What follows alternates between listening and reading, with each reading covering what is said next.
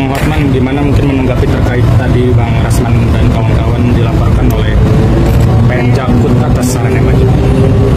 Ya, laporan pengadilan terhadap Rasman itu sudah sangat tepat karena marwah wibawa pengadilan sudah dihina sebegitu buruk. Itulah salah satu kelemahan di Indonesia karena kita belum punya undang-undang contempt of court.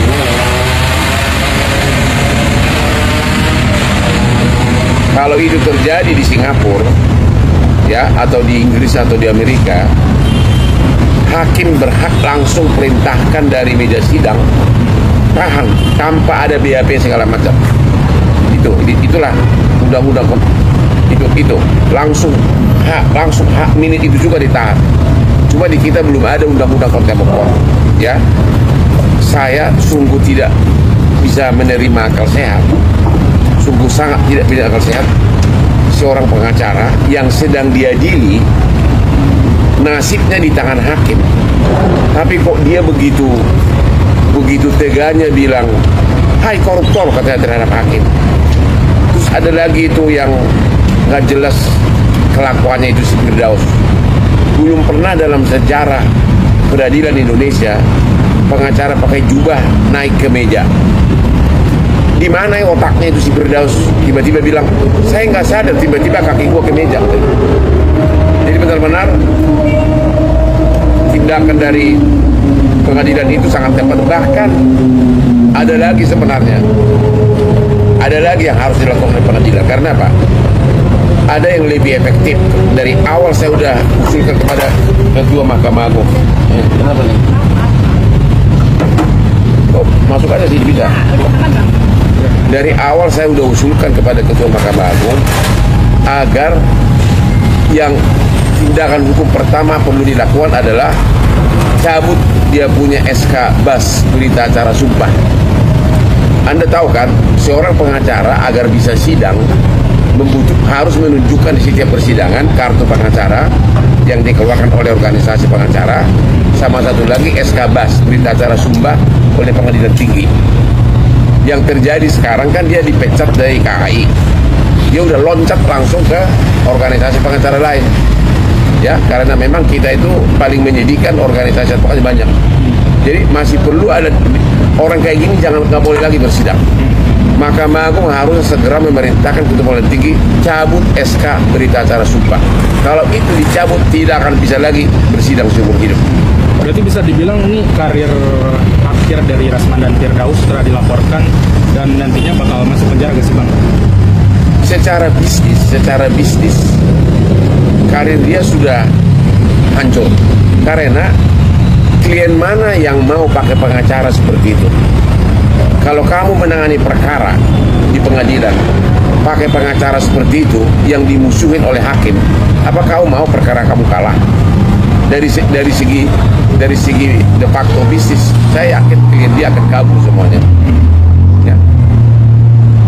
Tapi dari abang sendiri, dari langkah Penjakut ini kan nantinya gimana sih Bang kalau proses sidang nantinya tanggal 20 kan, sedangkan Rasman sudah dilaporkan?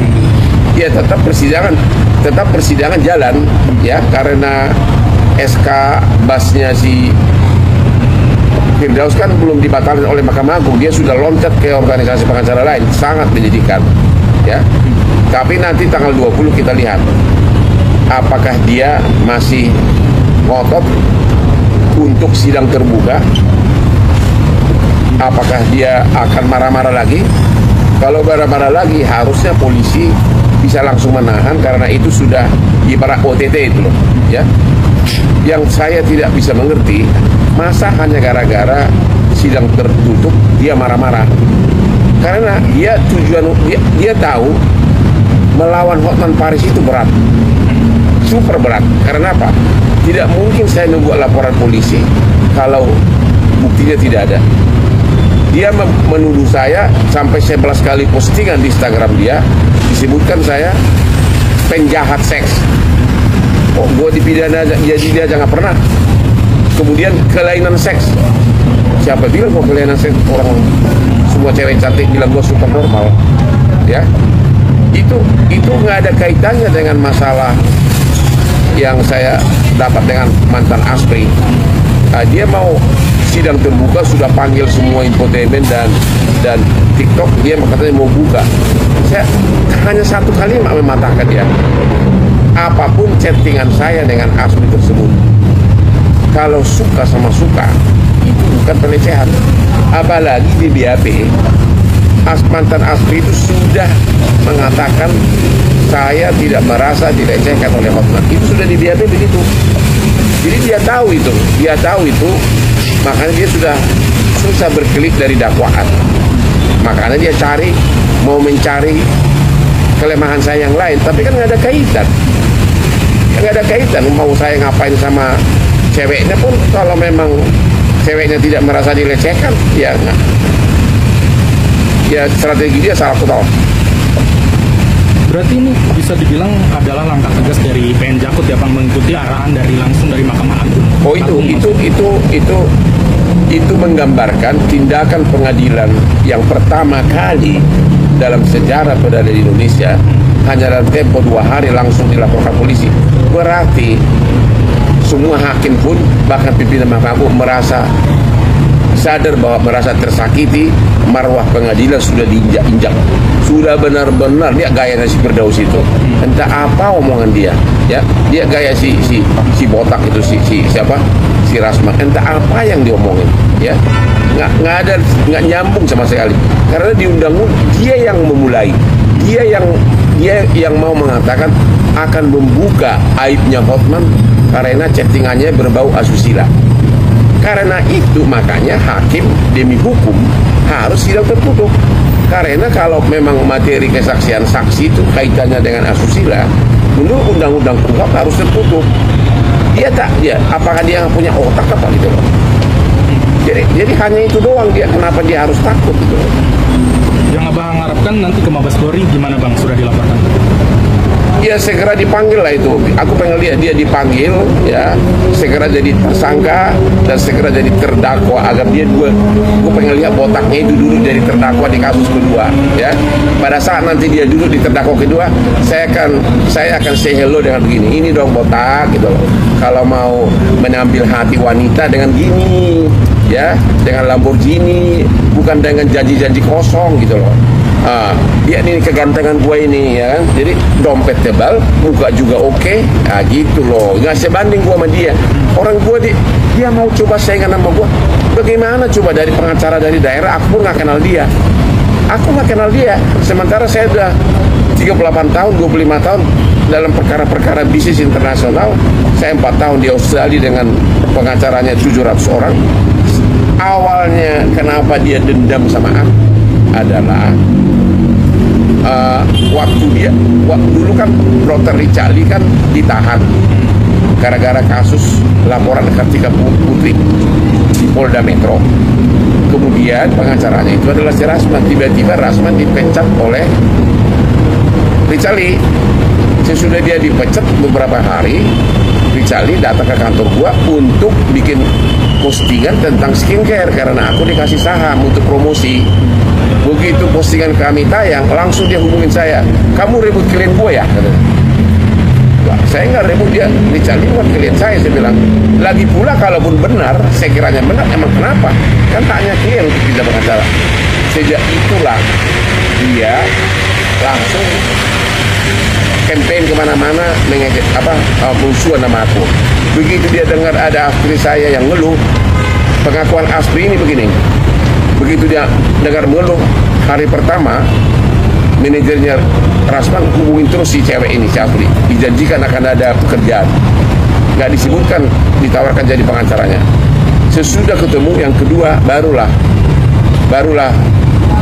ketemu, dan dari awal si Rasman itu sudah nge-frame, sudah diarahkan agar kasusnya seolah-olah saya itu penjahat seks gitu loh, seolah-olah saya itu ada kelainan seks. Itu pengakuan ASPRI itu di BAP loh, di dalam dan di TV juga begitu, diarahkan begitu. Dan sekarang si Aspri itu menyesal. Jadi dia tahu itu saya udah ada bukti semuanya, makanya dia cari kelemahan gue yang lain, ya. Jadi kalau Rasman mendengar ini, emang lu nggak tahu gue itu punya harisma. Kenapa punya harisma? Akhirnya menjadi dianggap playboy. Playboy itu tidak selalu negatif loh. Playboy itu adalah orang-orang yang punya kelebihan. Banyak bintang film Hollywood playboy. Karena apa? Memang gue sukses, memang gue berhasil, ya. Jadi itu kelebihan. Jadi kalau nanti di persidangan disebutkan saya itu gini sama saya, gue kan bilang iya, benar-benar. Emang gue terang-terangan punya aspek, so what? Ya, ngapain pun saya dengan aspek itu kan tidak ada. Kalau mau sama mau, ya memang nggak ada masalah, nggak ada urusan dia. Itulah salah strategi mereka. Yang paling fatal adalah mengejek, menghina hakim yang sedang mengadili dia. Benar-benar dia itu tidak ada otak pengacara, membahayakan dirinya sendiri. Berarti bisa jadi pelajaran berarti yang buat nantinya untuk pengacara yang lain nantinya. Sebenarnya nggak perlu pengacara, orang biasa pun tahu bahwa itu sudah tindakan yang salah. Kamu diadili oleh hakim dan kau menuduh hakim itu di depan muka daripada si hakim, nudik koruptor kau. Itu mah perlu dicek untuk otaknya isinya apa gitu loh. Apa waktu kecil dia dikasih nggak aksi sama ibunya? Ada apa gitu loh. Nggak usah pelajari bagi pengacara. Orang biasa pun tahu itu sudah salah total. Ya, dulu lagi gayanya yang channelnya itu si Firdaus itu. Entah pengacara dari mana itu, gua nggak pernah tahu. Ya, kenapa? Mungkin orang bertanya, kenapa Hotman sangat tenang? Begini loh. Saya itu punya klien mendunia. Kalau sampai presiden direktur perusahaan-perusahaan klien saya di luar negeri maupun ratusan konglomerat melihat saya berkelahi, honor saya yang miliaran tiap bulan akan hilang. Jadi pertimbangan bisnis. Bukannya gua takut sama si botak itu, orang dia cuma bisanya berantem mulu kayak mak-mak, ya. Dia persis berantem mulu kayak nenek dia di kampung sana di Padang Sidempuan. Itu makanya gua tenang. Jadi kenapa tenang banget? Yang kedua saya tenang, saya udah biasa menghadapi perkara kayak ini. Saya udah 38 tahun jadi pengacara. Rasman itu bukan ancaman, dia itu hanya dia benar-benar bergaya seperti tante-tante dia di kampung, berantem mulut gitu loh. Berarti menurut abang dia udah ada rasa malu gak sih bang? Udah mendeklarasikan juga katanya masuk organisasi terbaru, tetap PD bisa bersidang. Aku malah bingung apakah dia punya rasa malu atau tidak. Ya, terus dia ngaku-ngaku lagi mau pergi ke tinggal di luar negeri. Hei Rasman, emang lu punya duit tinggal di luar negeri? Hei, punya duit, terus bini-bini kamu mau dibawa ke Singapura? Ya, kalau kau melakukan itu di Singapura, hitungan menit kau udah di penjara, langsung hakim perintahkan contempt of court. Makanya jangan asal ngomong, ya, jangan asal ngomong, ya. Kalau dari segi ekonomi pun, kau sama saya itu kayak bumi dan langit, you are nothing, you nggak ada apa-apanya. Aku nggak sombong, memang klien gue itu ratusan, memang klien gue itu sangat banyak. Ya, hampir semua konglomerat gue yang pegang. Bahkan Prabowo klien saya 25 tahun. Hasim adiknya klien saya sampai sekarang. Semua konglomerat gue yang pegang. Karena apa? Saya puluhan tahun jadi dilatih sama pengacara-pengacara bule. 4 tahun saya di Australia. Jadi benar-benar jam terbangnya sudah tinggi. Makanya saya berkelakuan pun tenang gitu loh. Ya. Ada lagi? Ya. Ada pesan gak sih? Senyum-senyum dulu. Bang, ada pesan buat Bang Rasman untuk Firdaus? Oke, Bung Rasman, apa yang kau lakukan mempermalukan istri dan anak-anakmu. Apa yang kau lakukan membahayakan dirimu sendiri. Kau menuduh hakim yang sedang mengadili kamu sebagai koruptor. Kau membahayakan diri sendiri. Kamu teriak-teriak, kamu bilang tidak takut di penjara, bohong. Karena justru karena kau takut di penjara, makanya kau teriak-teriak. Kau mencoba mencari perhatian orang. Untuk Firdaus, hei Firdaus, kau pengacara dari mana sih? Aduh, tingkah lamu itu benar-benar, udah deh. Saya sudah jadi pengacara hampir 40 tahun dan bukan sekedar ngomong kayak lo. Lu baca dalam sejarah hukum Indonesia itu hampir semua konglomerat gue yang pegang, semua perkara internet gue yang pegang. Lu apa sih? Yuk ngaca dong dirimu, ngomong aja sana sini di mana di media, nggak tahu logikanya sama sekali nggak ada. Malu dong dirimu sendiri, ya. Oke? Semua orang sudah, ratusan juta penduduk Indonesia telah mengejek Rasman dan Firdaus. Kasihan orang tuamu, kasihan anak binimu. Ya nih, begini dong gaya pengacara dong, ya. Nanti gue pinjamin kau satu, mau yang mana? Ya, mau yang mana? Mau sepatu gua? Dia nih keren nih. Oh, ratusan juta, benar ratusan juta. Dari hasil, ya.